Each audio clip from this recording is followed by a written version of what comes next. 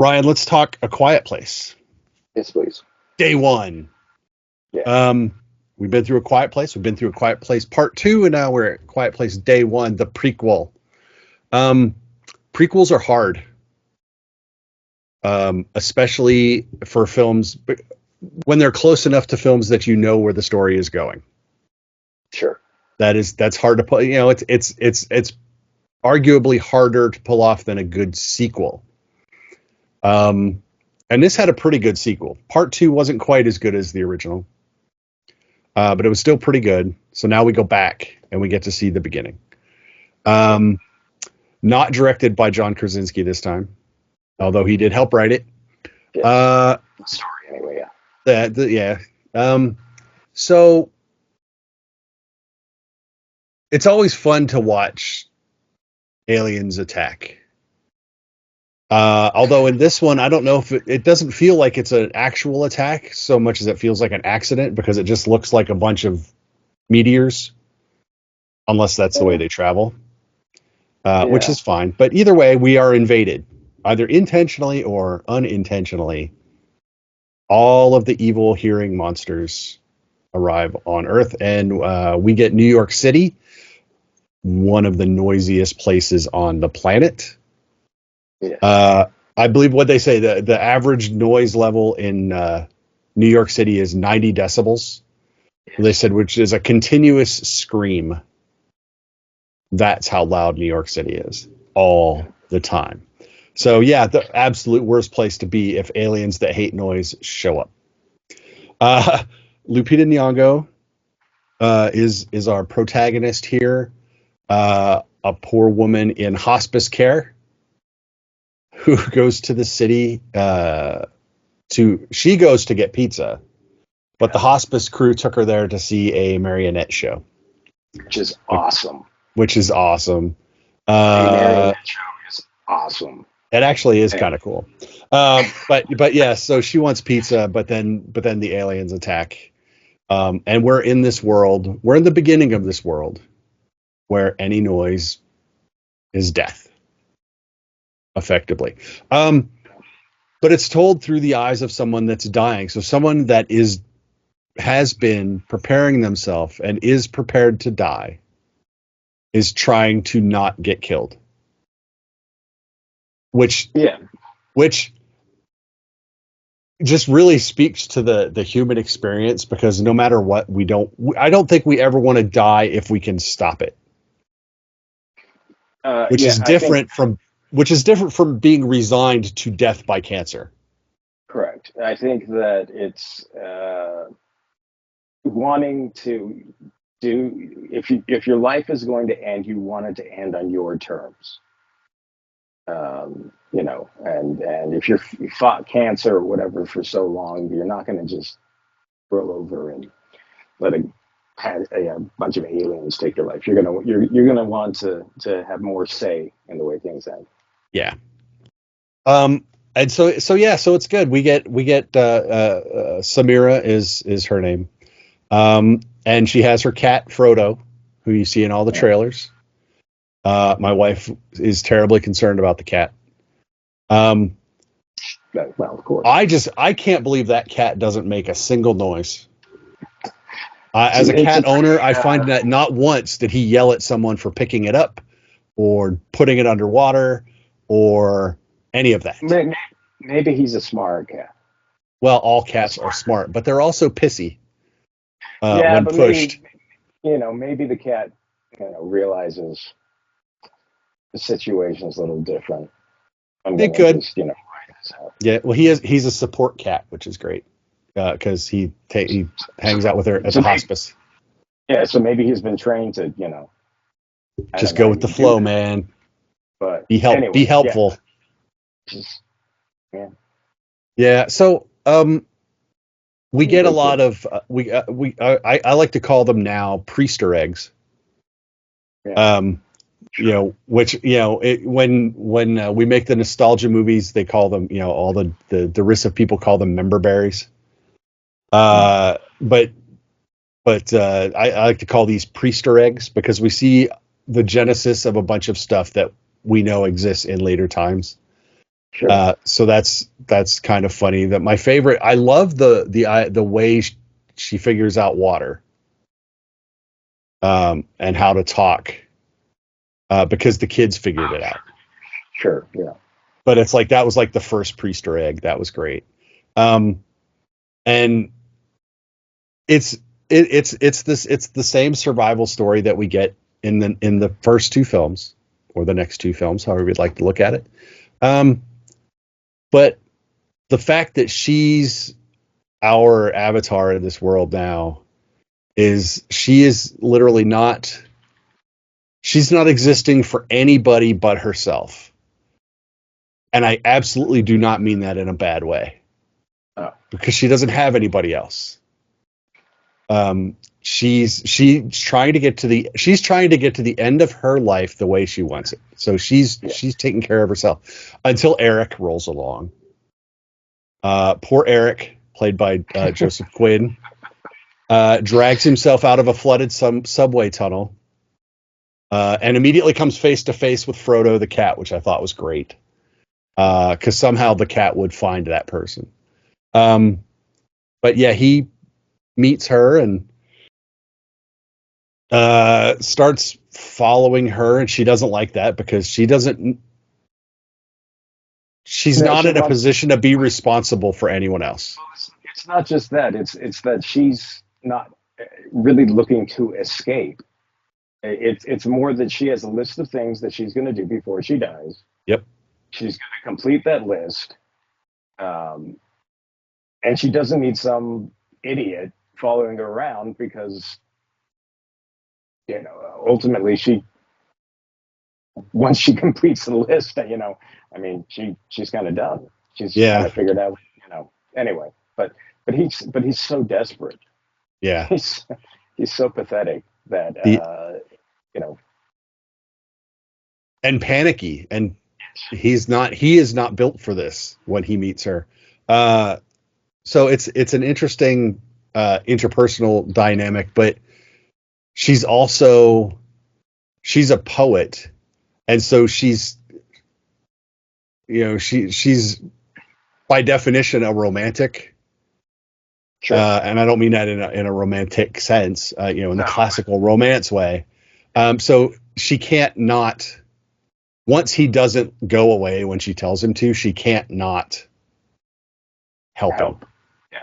So it's an interesting thing. This is really much more of a feel of the first half of the first film, in that they only occasionally encounter monsters after the initial rush that you see in the trailers. Then it becomes these two people just kind of trying to get from place to place as quietly as they can. But more about how their relationship between them builds over the course of like 2 days. Yeah. This whole thing is like a day and a half or 2 days. So, because they sleep once. Well, maybe twice. Yeah. Because they have at least 1 night's sleep. They have at least 1 night's sleep, maybe two. So, but it's not a lot of time. So that it is hard to build a relationship between characters without dialogue. And they basically do that here. There's a little bit of dialogue in those fleeting moments during the heavy rain. When they can do a little bit, but that's more like establishing the ground rules, and then the rest of it is just these two interacting, and whatnot. So it's really some good performances, maybe more so than the original, because they were in the original, they were talking, they were using sign language. And there was conversations happening, with words and phrases and clear understandings of what is going on, because they were established in that world. And here the world goes to shit, and you don't really have a way to communicate except gestures and facial expressions and pointing and whatnot. There's not a lot of explanation. So trust plays a bigger factor. And she doesn't really want to trust people, and he will trust anything. From her, even in a weird kind of way. Well, I think he's just decided that she's got it together, and he clearly doesn't. Yeah, And he's hitching his wagon. yeah, Um, and there's worse places to be. And once he figures out what's going on with her, because he doesn't realize what's going on with her medically yeah, until we get to that point. However, at that point, they become a team, which is nice. Their relationship does change, and they become a team. And so it is an interesting film. It's not so much a monster movie all the time. no, and Um, and I think it's nice too that they become. It's not necessarily a romantic thing. I would suggest that there's, obviously by the as the relationship, friendship develops, there's love between them, but it isn't kind of this weighed down by romantic tropes or anything like that. They do have some fun moments, but you're not expecting them to to lead to any sort of romantic whatever. no, not at all. And that's a nice change in films Yeah. as well. In another film that would have added the rom-com element to the monster movie. Oh, Well, excuse then me. it becomes a question of, well, how could she possibly want to die if she has Prince Charming, Right. which I think Really. is a completely different movie than what this one is. That's not what this movie's about. Correct. And that would be a not so good version of this movie. Yes. Because oh boy, I think I would have vomited. Um, and I'm a romantic. But anyway, no, I think, yeah, I mean, I was shocked at how similar this film was to the original films, in the sense that, it's set in New York, it's noisy. I joked, how are you going to get New York to shut up in 90 Y- minutes, or whatever? You're going to have to kill every one of them. But it did still have that quality where it didn't feel like it was too far astray from the original format. It didn't feel just like, oh, it's a monster movie now, Yeah. without the Quiet Place sort of elements to it. So I think that was surprising to me, and the fact that they were able to do that in a way that didn't feel overly repetitive. I mean, obviously some of it is it's just hide and seek to a Yeah. certain, but um, There's always the careless gesture yeah, well, that makes the noise. but there was a yeah, and but there's a couple a couple really kind of heavy scenes too that are in there, which their other films had a certain weight to them as well. That makes it like, you know, given the situation they're in, you're going to have to make some decisions, and they may not be the decisions that you would make if you were in any other situation. But you know, there's a few things here and there where you're like, yeah, that may not be the nicest thing to do, but it's absolutely the thing that needs to get done. Yep. Yes. At some point, it's not worth. It You it have is it is you it have to is your lose, life. You have yeah, to take your life first. and in a way, you have to lose a little bit of humanity to save it Yeah. from people who may not be as dedicated to saving Yeah. it.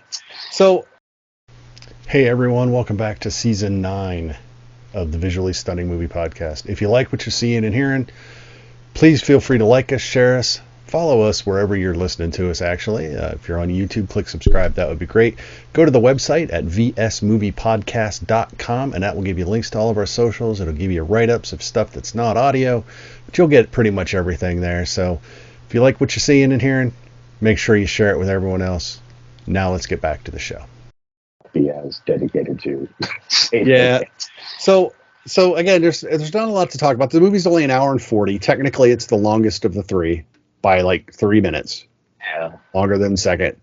Um, that said, it doesn't feel short. It doesn't feel no, rushed. It doesn't no, no. feel long. Um, It feels like it should. yeah, This is the movie that you don't feel cheated. You're when it resolves in a way that you can go, okay. that makes sense. Yeah, at no point do you feel like, I don't know.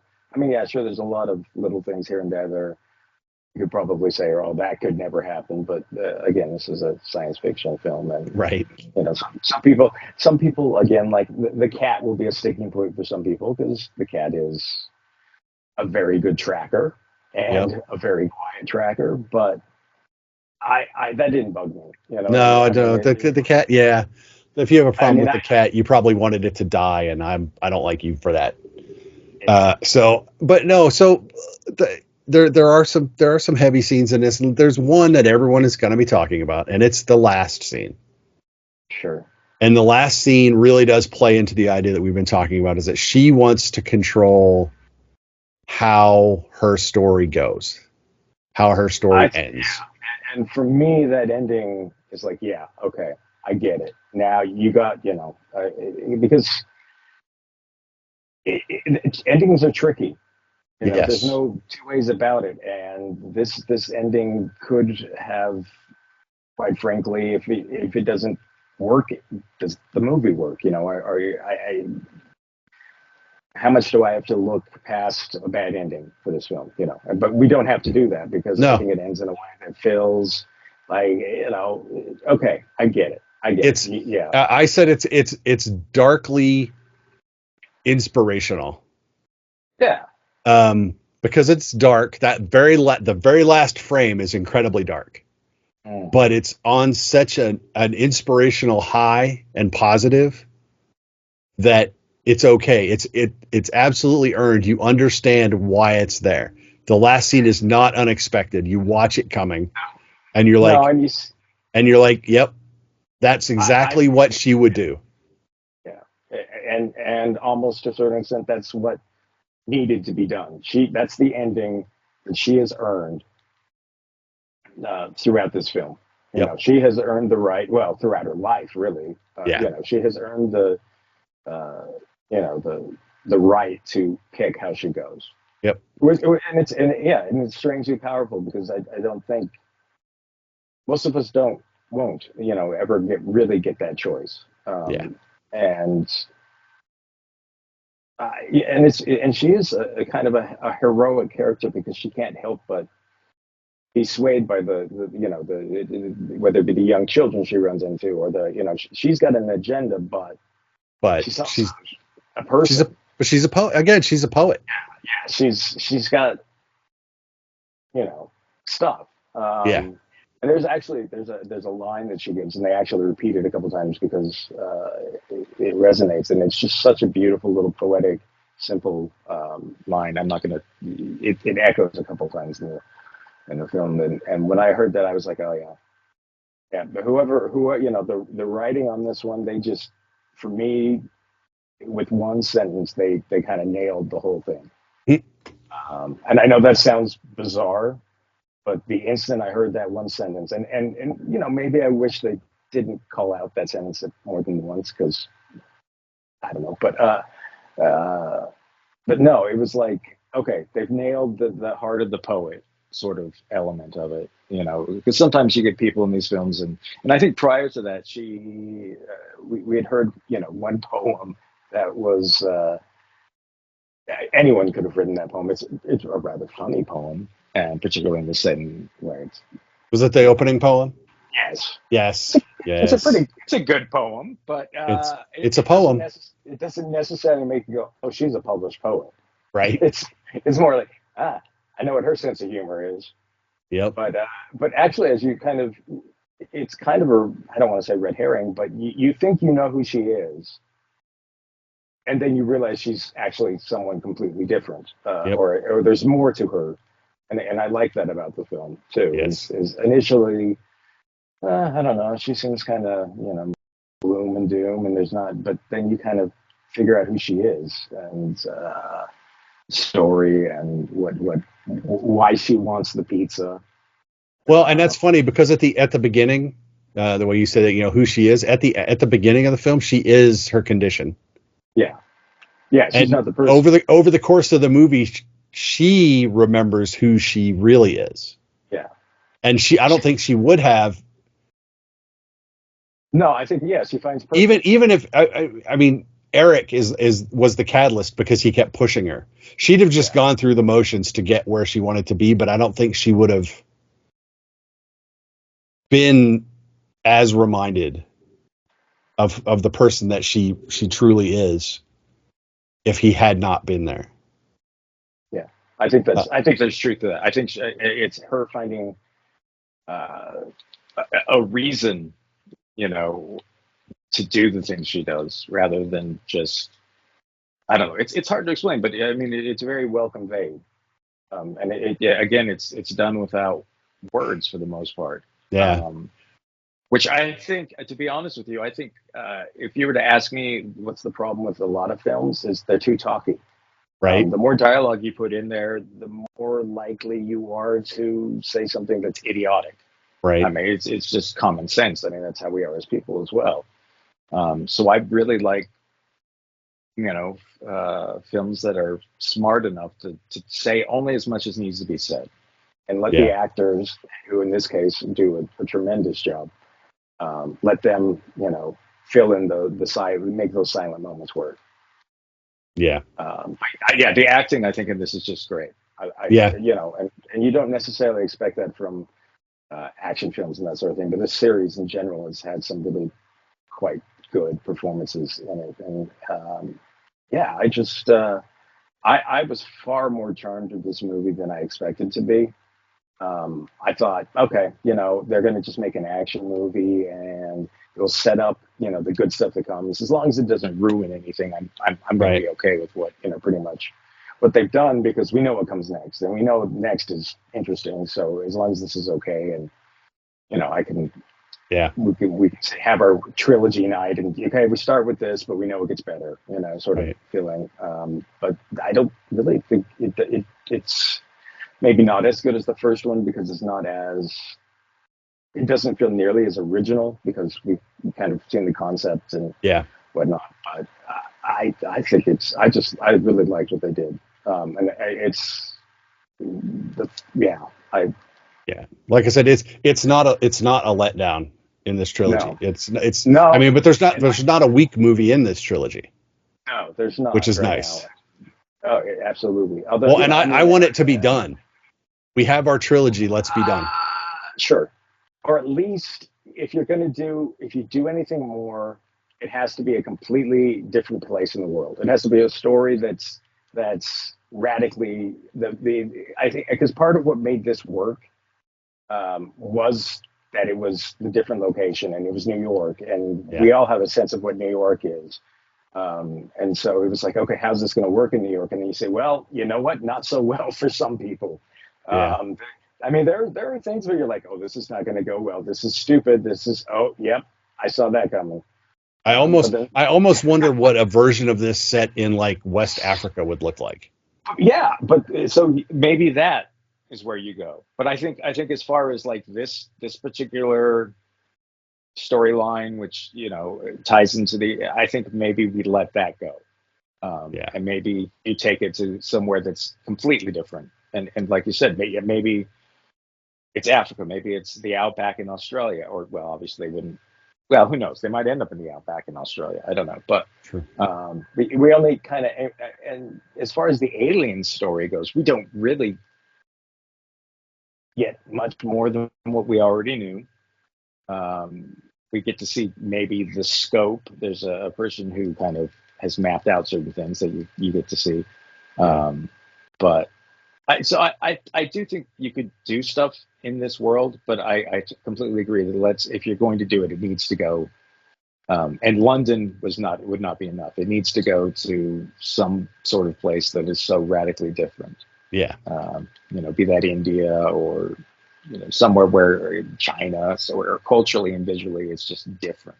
yeah, And I think we'd like to see the characters behave in a different world. In fact, that might be an interesting, considering how the Asian, Japanese, and Chinese are culturally, I get, I don't want to say passive is the exact word, but yeah, quieter, less yeah, talky.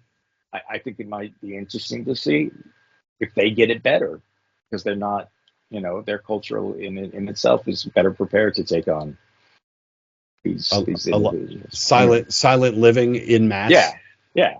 But I mean, but it's not quiet living; it's silent living, and that's it. Exactly. You've got to get out of America hard if you want to make any more. You have to get out of the Western world if you want to make any more. But I'm like, please don't. And and I don't think, and I'm afraid that the movies that they would be compelled to make, and I think this would be if someone took over the series and none of the original people were involved, but that it would be the retaking of Earth from the aliens. And I'll be about that. And it's like, you know what, that's Independence Day. We saw that. Yeah, we've seen that movie. We're kind of seeing that movie in Planet of the Apes right now. So yeah, but we don't need to see that version, I think. Yeah. Yeah. But, yeah. No. Yeah. We don't need to see it. So so A Quiet Place Day 1 is in theaters now. This weekend. It should do okay. I gave up trying to. I know. I can't predict. I hope this film does really well. And a lot of times, and I guess in more recent years, I care more, just because of the way the recovering from the pandemic and everything, and wanting films to succeed. But at the same time, I want good film to help film succeed. Yeah. And this is one of those films that I would recommend if you liked either of the first two films even marginally. I think you'll like this one as much as those. And I think if you love the first films, you may not love this as much, but you'll definitely, I think, love it. Yeah, you'll definitely be happy with it. Yeah, it is not a letdown or a drop off at all. That to me is a really unexpected victory. I mean, I really did not expect that much from this, just based on the premise. And yeah, it could have been incredibly derivative in the worst way. Sure, but it's not. It could have been mediocre as well. And I was prepared to accept mediocre, and the fact that I got something that's absolutely not mediocre is great. So cheers to them. Initially, it might have felt a little bit like a cash grab, but ultimately, even if it started out that way, there's more than enough reason here for this film to exist. Yep, absolutely. So that is it for A Quiet Place Day 1. Next week we've got some films to talk about, and we will happily do those for you. And there's a holiday weekend next week, so if you're doing fireworks, don't blow your fingers off. Yes, please. Please don't blow your fingers off.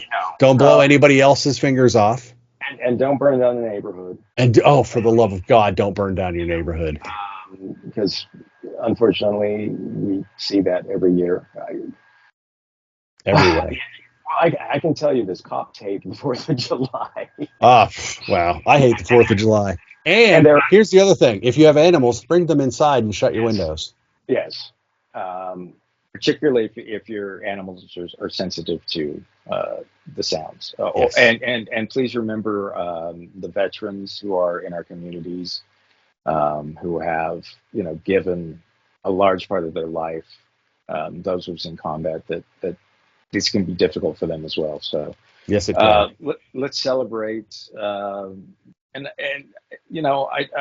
let's celebrate each other. Really, I mean, I think the best thing about this film is by the end, none of these people are asking, what is your political standing? What is your sexuality? What is your, I got to worry about what, country you're from or whatever. And I think that speaks volumes to who people really are underneath it all. Or at least that's what I would hope that we are. I'd like to hope that as well. And that'll be as much politics as we inject here. There you go. Pretty much ever. So, A Quiet Place Part 1 this weekend. Also this weekend, if you want to sit through a 3-hour marathon, you can watch Kevin Costner's good Lord, what is it called?